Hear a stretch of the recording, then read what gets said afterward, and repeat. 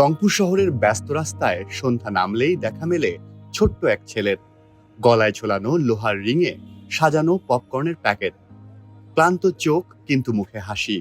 তার নাম আলামিন, বয়স মাত্র 9। দিনে সে স্কুলের ছাত্র, পড়ে 4র্থ শ্রেণীতে। কিন্তু সন্ধ্যা হলেই তার জীবন বদলে যায়। তখন সে আর শুধু শিশু নয়, একটা পরিবারের দায়িত্ব কাঁধে নেওয়া মানুষ। আমি জুম বাংলাদেশ স্কুলে পড়ি। আমি পাপড়, বাদাম, বুট বিক্রি করি। আমার নানি ভাজে দেয়, আমি রাইতে করি, বিক্রি করি। এগুলা বিক্রি করে 300-400 টাকা বিক্রি করে আমি সংসার চলাই। আমার নানি অসুস্থ, নানার কিছুদিন আগে অপারেশন হয়েছে। আর নানা কোনো কাজ করতে পারে না, এখন ওই জন্য এগুলা বিক্রি করে আমাদের পুরো সংসার টানতে হয়।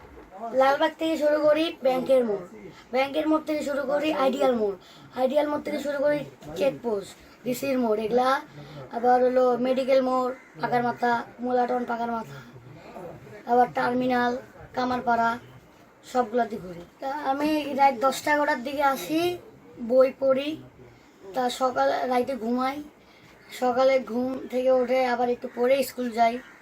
একটু পড়াশোনার অনেক কষ্ট হচ্ছে, তাও পড়াশোনা চালিয়ে যাচ্ছি। ইনশাআল্লাহ আমার জন্য আপনারা দোয়া করবেন। 3 বছর আগে বাবা চলে গেছেন না ফেরার দেশে, মা নতুন সংসারে, আর আলামিন থেকে গেছে তার নানির সাথে। রংপুর রেল স্টেশনের পাশে একটা পরিত্যক্ত ঘরই এখন তাদের আশ্রয়। একসময় আলামিনের নানা কাজ করতেন, কষ্টে হলেও সংসার চলতো। কিন্তু অসুস্থতা সব থামিয়ে দিয়েছে, নানিও আর কাজ করতে পারেন না।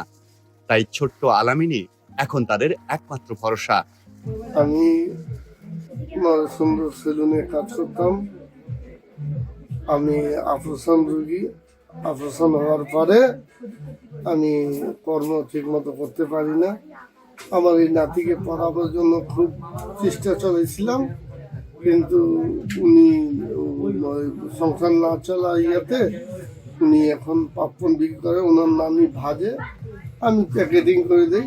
আর ওই বাচ্চা আমার নিজে 11টা-12টা পর্যন্ত রাত্রে বিক্রি করি, আসি।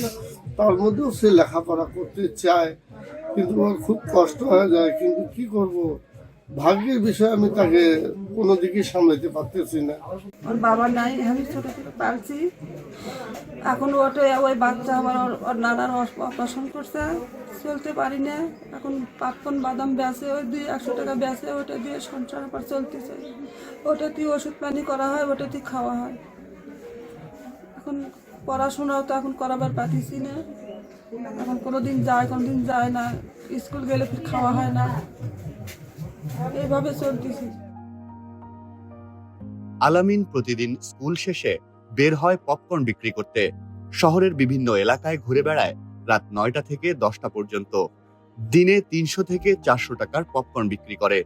আলামিন নগরীর মুসলিম পাড়ার জুম বাংলাদেশ স্কুলে পড়াশোনা করে, কিন্তু স্কুল শেষে তার জীবন আর 5টা শিশুর মতো নয়। আলামিন আসলে খুব মেধাবী ও পরিশ্রমী একজন শিক্ষার্থী। আজকে আলামিনের স্টোরিটা সবার সামনে আসছে, কিন্তু এরকম আরও 85 জন বাচ্চা আমাদের স্কুলে পড়াশোনা করছে। এই বাচ্চাগুলোর অনেকেই হচ্ছে বুট বাদাম বিক্রি করে, কেউ তারা ফলমূল বিক্রি করে, তারা হচ্ছে বিভিন্ন যে জুতার দোকানগুলো আছে, আমরা স্টেশনে কথা বলছি, তারা স্কুল ছুটির পর জুতার দোকান, ঔষধের দোকান, মাছের দোকান, এইগুলোতে কাজ করে। দিনে স্কুল আর সন্ধ্যা নামলেই শহরের পথে পথে পপকর্ন বিক্রি। এই আলামিনের প্রতিদিনের জীবন। রাতে ক্লান্ত শরীরে ঘরে ফেরা, আর সবার শেষে বই খুলে বসা। স্বপ্ন দেখে একদিন অনেক বড় হবে।